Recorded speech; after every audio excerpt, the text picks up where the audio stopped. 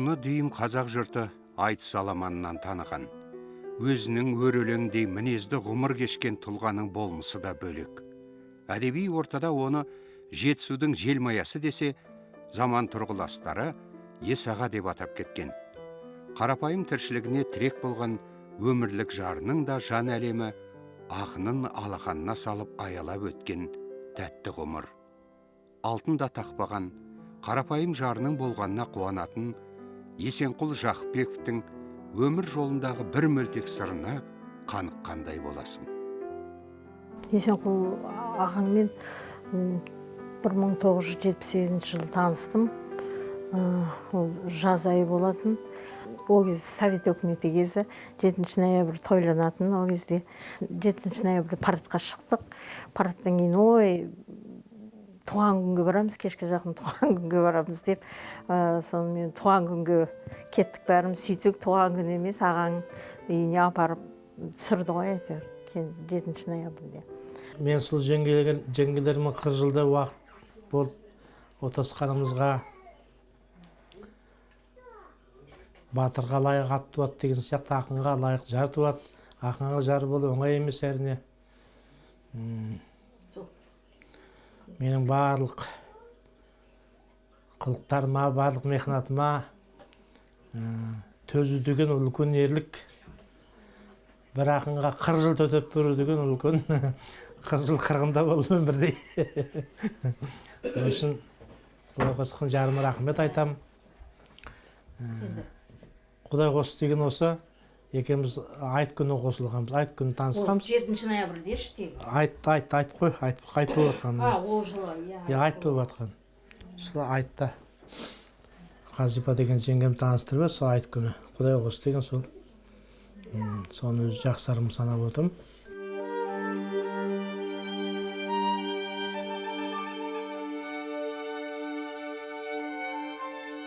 Дәм түзіп үйірған олардың бақытты 36 жылы бірге өтті. Болмысынан асау мінезді, тар шеңберге сыймайтын ақын сырына қаныққан жарының да жылулығы шығар.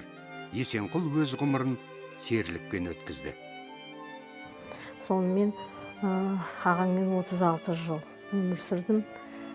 7 ноябрьде тура 36 жыл болды, 14 ноябрь өзі қайтты ғой. 2 баламыз бар, бір ұл, бір қызымыз бар. Қазір 5 немереміз бар. Оның 4-еуін ағаң көрді. Адам баласы үшін көтерген шаңырағын биік етіп, керегесін кеңге жая білуі, арғы тектен дарыған тектіліктен болар. Әуелі осы ұғымды санаңа сіңіретін де ана болса керек. Есенқұл Жақыпбеков өз анасының ұлты басқа екенін есейгенде бірақ білген. Тәні бөлек болса да жаны қазақ болған абыз ананың ұрпағына берген ұлы өнегесі ақынның шаңырағына ізгілік нұрын сепкен. Мен шешем Құрайын қызы, бірақ шешемнің мен орыс екенін білмейді екем. Кейін бала кезінде метрке сұраған кезде, сол метркені алып барқан кезде қарасам, шешесі Құрайын келіп жазылып тұрды метркеде. Мен кеп сұрай, мама сен орыс екенсің ғой? Сен жаңа білмейсің бе? Қайдан білейін? Өмір орысша сөйлеп көрмеген ғой. Ол Жамбыл ауданында Бірлік деген бір кішкентай ғана ауыл бар. Сояққа, ол әке-шеше сояқта тұратын, сояққа келін болып түстім. Екінші ұлдар екен Есенқұл. Одан басқа үйде жыпырлаға 9 бала бұлар. Тағы 7 бар болатын үйде. Сонда барғандағына бірақ білдім, шешесінің ұлты басқа екен. Украинка, қазақша таза сөйлейтін. Өмірдегі тұрмысы, салттары бәрі қазақша ұстанатын. Бірақ бірге тұрғамыз жоқ. Себебі Есенқұлда Ұзынағашта істеді, мен де Ұзынағашта істедім. Содан квартира берді бізге. Ұзынағаш өлкетану музейінің қызметкері. Оның қарсыласы республикалық айтыстың жеңімпазы Әсия Беркенова, Қостанай.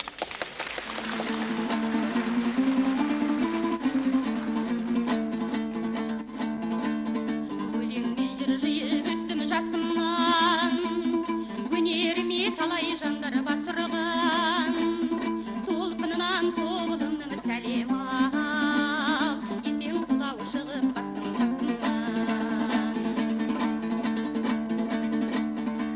сайысты көріп елдің бәрі асық, отыр міне сахнаға қарасып, шаршы топтың талғамынан шығайық, айтысқанда әзіліміз жарасып.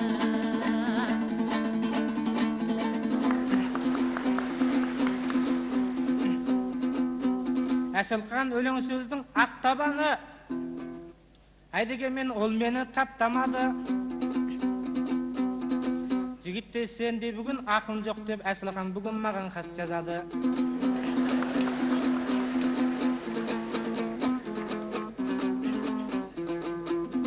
Ендеше сені бүгін жеңгем деймін, жеңгемді ешбір қыздан кем көрмеймін. Қалжыңдап қайынсырап жеңгем тұрса қалайша қанжығама өңгермеймін. О, бар болса қалтаңдағы теңге жақсы, жеңгелер сізден көрі сенге жақсы. Қылықсыз қыздан көрі Әсиядай қырқында қылшылдаған жеңге жақсы. Бір әніме ұласады, жеңгелер қайнысына сыр ашады. Қартайып 20-сында жаман жеңге, 40-ында жақсы жеңге гүл ашады. Ендеше сен де бүгін гүл ашқайсың, қайныңа қайтып мендей сыр ашпайсың. Ұнатқан бар қазақтың қара көзі ақынды сен қалайша ұнатпайсың. Демеймін осы Алматы жер менікі, немесе осы отырған төр менікі. Есенқұл осы айтыста басы бүтін әдемі Әсиядай жеңгенікі. Сендіппін ақын жеңге бүгін кешке, аларсың ертең күні жырым деске. Не сайып қайныменен жеңге болып бір кешке осы айтысты дүрілдетсе. Қайтеміз осын ұқпай ауылдағы ағамыз сіз көп біліп ұрым кетсе. Ағамнан несін қорқып жасқанайын, дегенмен артын ойлап сақтанайын. Өткені салт санасын қазағыңның ұмытып кеткендейді қостанайын. Осыған жауап берші, алдыменен мен біраз жауап тосып тоқталайын. Қазақ айтысының жаңа кезеңге көтерілген тұсы 70-ші жылдардың соңы мен 80-ші жылдардың басындағы телевизиялық айтыстың жаңа үлгісі еді. Сол кездегі Есенқұлдың айтыс дейтін төре өнерге қосқан еселі еңбегі, оның бар болмысы ақын болып туғанын әлде қашан дәлелдеп кеткеніне шүбәланбайсыз. Ең алғашқы айтысында редакцияда Тоғызбаев деген редактор болып, сол кісілер бәрі қолпаштап, қолдап, бірінші орын алып келген. Әлімқұл атамыз да тірі ол кезде, Әсімхан Қоспасаров та бар ол кезде. Сөйтіп айтысатын ақын болып кетті. Айтыстарға қатысып жүрді. Қара бір жаңбыр барады, қала бір жауған қараны, тау жақта бір от жанады, аулақтап бәрі барады. Алдағы өмір алданыш, көретін қыз ақшамалы. Бар ғұмырын өз ауылында өткізген ақынның Алматыдағы әдеби ортаға сіңісіп кетпегеннен болар. Ол пенделіктен аулақ, қызғаныштан жырақ жүріп, ақ өлеңнің алдында әппақ ғұмыр кешті. Оның жан әлеміндегі тазалық өзімен бірге тағдыр кешкен ауыл адамдарындай таза қалпында қалды. Жотада жатқан жол менен жаяулап кеткің келеді. Жас бала ол кезде кім оған квартира бере қояды? Бір күн келсе, екі күн келмей қалады. Біреудің үйінде бір күн қонса, екінші күн қонатын жер таппай қалады. Сонымен кейін қой, Алматы қолайлы емес екен. Қайтып келді, қайтадан атамекенге тұрып кетті ғой. Осы жерде музей бар болатын, сол музейде істеді. Мектепте мұғалім болды, балаларға сабақ берді. Әдебиеттен, ақындықтан. Кешегі тоқырау жылдарындағы көп көрген қиыншылықты ақын да бастан кешті. Қара базарда жүріп, нәпақа тапқан кезі де болды. Бұл қиындық олардың рухын пәс ете алған жоқ. Қайта ақынға өмірдің мәнін де ұғындырғаны шындық. Телмірдім ғой, мына отбасына байланып. Мен жүрмін ғой, қазығымды айналып. Кешке жақын, дәл қасында отымның, мен туралы, сен туралы ойланып. Жайлап алып, жаны жылы пештібін, шүңкілдесіп шай ішеміз кешқұрым. Демеу болар ағайын көп десек те, сенен басқа жоқ екен-ау, ешкімім. Иә, кешке жақын, пешке жақын отырып, мен туралы сен де ойлайсың өкініп. Келіп кетші, қашып келші бір күні, тас дуалдан қарғып түскен тай сияқты секіріп. Жарым жарты өмір кештік қой әйтеуір. Ай сияқты жарым жарты беті бұлт. Белің сынып кететіндей күтірлеп, барған сайын бара жатсың бүкір боп. Менің тақыр тауқыметім тұрғанда, енді саған өлілгенше күтім жоқ. Барлық жүгін, әйелдің де, жігіттің саған ғана артып қойып жүріппін. Мен түзелер деген сірә үміт қой. Көздеріңнен жылтыраған бір ұшқын. Бәйбіше, сенде не жоқ? Бәрі бар. Сынған шайнек, тозған диван табылар. Жеті айғыста жемеген сиырың шытыр көкке тойып өлді. Жануар. Күн көрерміз. Біз аусыз да сиырсыз. Өзде бір өлгір өттегі сыйымсыз. Бейбіт қайның былтыр берген тананы бұзауымен қайтарар ау? Биыл күз, бәйбіше? Қайтарар. Бәйбіше, сіздің көңіл биікте, біздің көңіл қырда жүрген киікте. Қораз жоқ, қотыр тауық болмаса, басқа малға емшегіңді итпе. Маздап жатыр, қозғақ қойшы пештігін. Бәйбіше, сенен басқа менің де жоқ ешкімім. Сен бар кезде менің де жоқ еш мұңым. Біздің күйеу әйгілі ақын болды деп, айқын біткен шулап жүр деп естідім. Түбі менің түсініксіз байлығым тұқымындай көбейеді-ау ешкінің. Бұлың-бұлың бұлдыр бұлттар ішінде өрге тартып бара жатыр көз шырым.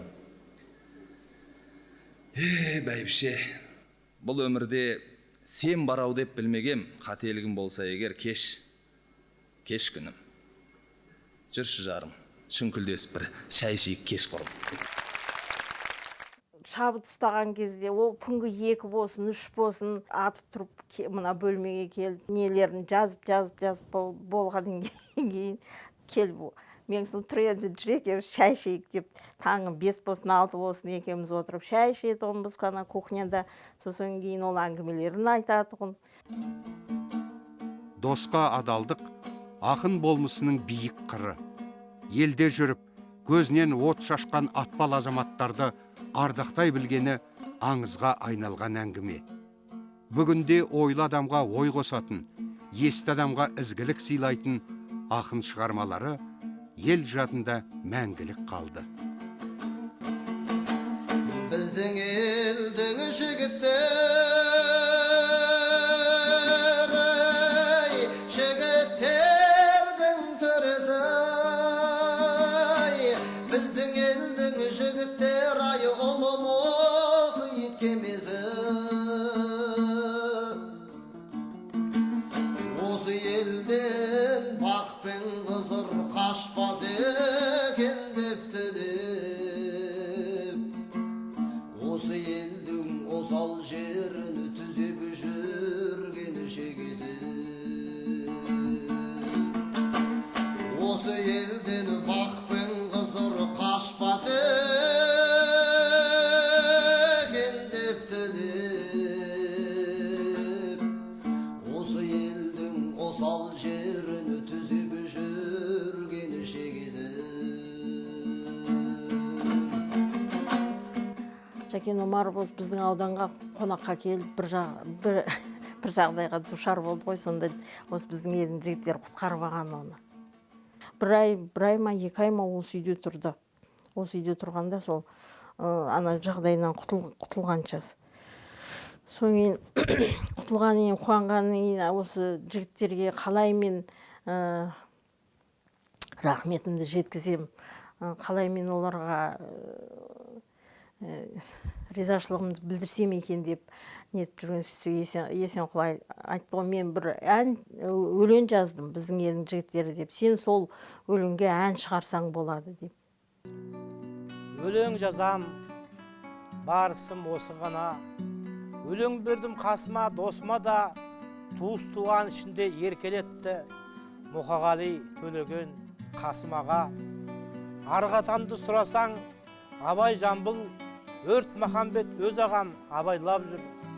Жолдас болдым бөрінің бөрісімен, сырлас болдым серінің серісімен, әруақтандым солардың перісімен.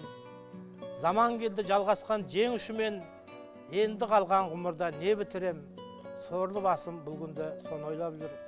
Бір Құдайдан басқаға зауқым да жоқ, айналдырсаң молдалар мен айналдыр.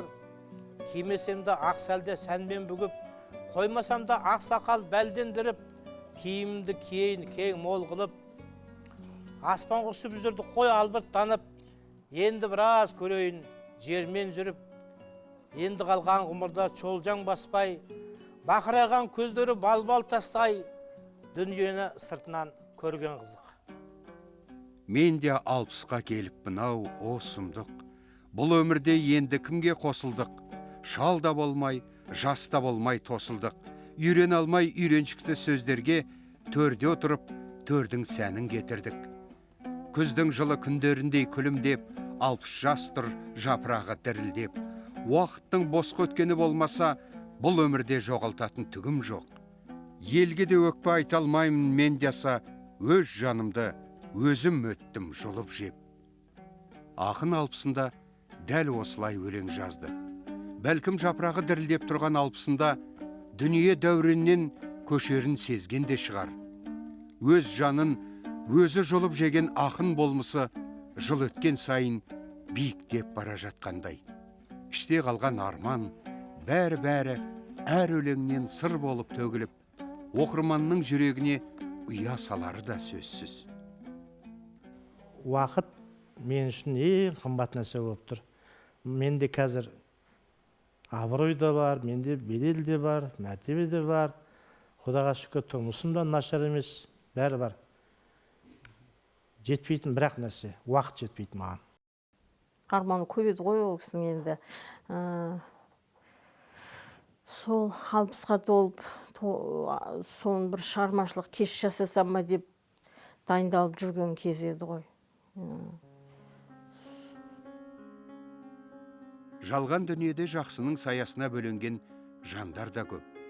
Оның атағына емес, адамдығына басиып, етегінен ұстап шәкірт болған таланттар қаншама.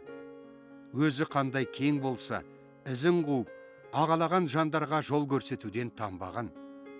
Бүгінгі іздеушілері де сол шәкірттері, жоғын жоқтаушысы, аяулы жары, туған халқы. Өмірге сондай құштар адам болатын. Басында бір сенбей, сене алмаушылық, сондай қайтыс болған арамызда енді жоқ деп, біраз уақытқа дейін бір жаман орны ой сұрап тұрды. Бірақ енді әлі де ұмытпаймыз. Әпкем үйіне аптасына 2-3 рет келем, екеуміз әңгімелесеміз, сырласамыз. Біз енді Құдай Алла тағала амандық беріп, аман есен жүрсек, енді Иса ағамыздың мұраларын жаңғыртып, кітаптарын шығарып, туған күні болады, еске алу кештері болады, сонда бүкіл басылымдарға өлеңдерін жіберем. Сонымен енді Алла жазса, бүкіл архивін жарыққа шығарсақ деген жоспарымыз бар болашақта. Алдай-ау, алдай-ау, дүние түбі балдай-ау, алқынған күндер талпынған, жәутеңдеп қарап артымнан, қалдай-ау бәрі, қалдай-ау. Бар болмысымен өлеңге ғана ұйыған ақын, өз сырын өз арқалап арамыздан аттанып кете барды. Бәлкім, көкірегінде бір арман қалған шығар. Кім білсін? Өз айтқандай, жетем деген ұлды бағып, кетем деген қызды бағып, өмір өтті-ау сырғы бағып. Сырғы баққан өмірді өз үшін емес, өлең үшін, ұрпақ үшін кешкендей ой қалады санаңда. Енді сіздің Есенқұл ақын деген атағыңыз халықтың арасында жетіп жатыр ғой. Дегенмен де пендешілік қой. Осы сізге неғып атақ берілмей жатыр? Ол айналайын мына ел жұрт мені Есенқұл ақын деп айтады. Соған қарағанда мен халық ақын болуым керек. Куәлігім жоқ мен халық ақын деген. Бірақ мен халықтың ақын деп есептеймін өзімді. Есенқұл ақын деген атақ ешкімде жоқ.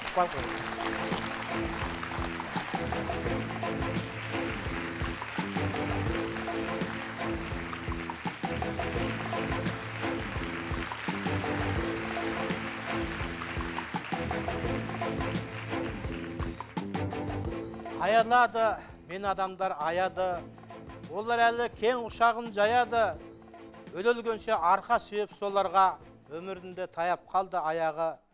Аялады, мен адамдар түсінді, тәкаппарлар өлеңіме кішірді, биік таулар көлеңкесін сүрді, адамдарға деген алғыс толып тұр, менің жарып көрер болсаң ішімді.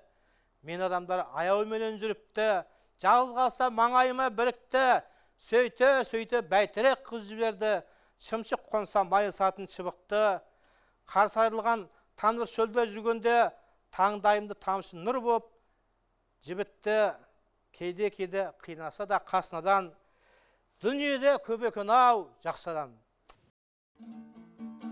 Оның ішінде не жатыр, не жатқанын қайдан білем. Өкініш көп шығар енді өкініші.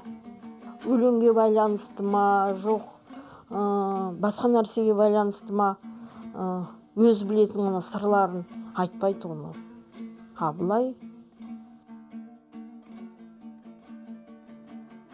Бұлай әңгімелесіп, нетіп, бөліседі оны.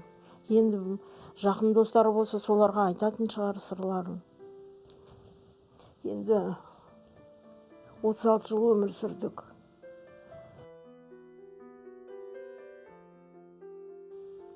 Мен бір өкінетінім, енді 60-ға толып, бала шағасының немерелердің қасында өз үшін өмір сүретін кез келгенде осындай жағдай болғанына өкінемін. Бала шағасы, біресе басында кішкентай болды, одан кейін ер жетті, әрқайсысын оқытты, әрқайсы үй болып бөлініп шығып енді өз үшін өмір сүрейін дегенде.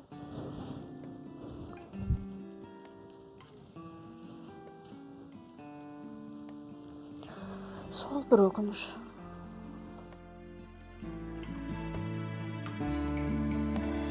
Көк шыққанға бір қуанып, шөп шыққанға бір қуанып, өмір өтті-ау зырғы бағып, зырғы бағып. Қызғалдаққа бір қуанып, сарғалдаққа бір қуанып, өмір өтті-ау сырғы бағып, сырғы бағып.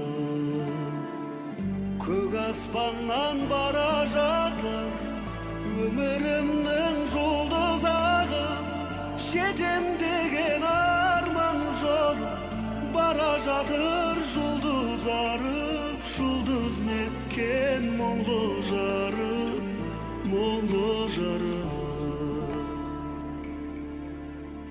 Ескі доспен кездескенде есің шығып шын қуанып, өмір өтті-ау зырғы бағып, зырғы бағып.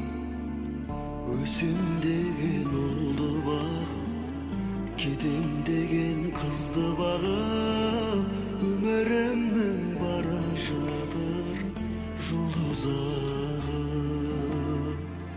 Көк аспаннан бара жатыр өмірімнің жұлдыз ағып, жетем деген арман жолы, бара жатыр жұлдыз арып, жұлдыз неткен мұңлы жарып, жарым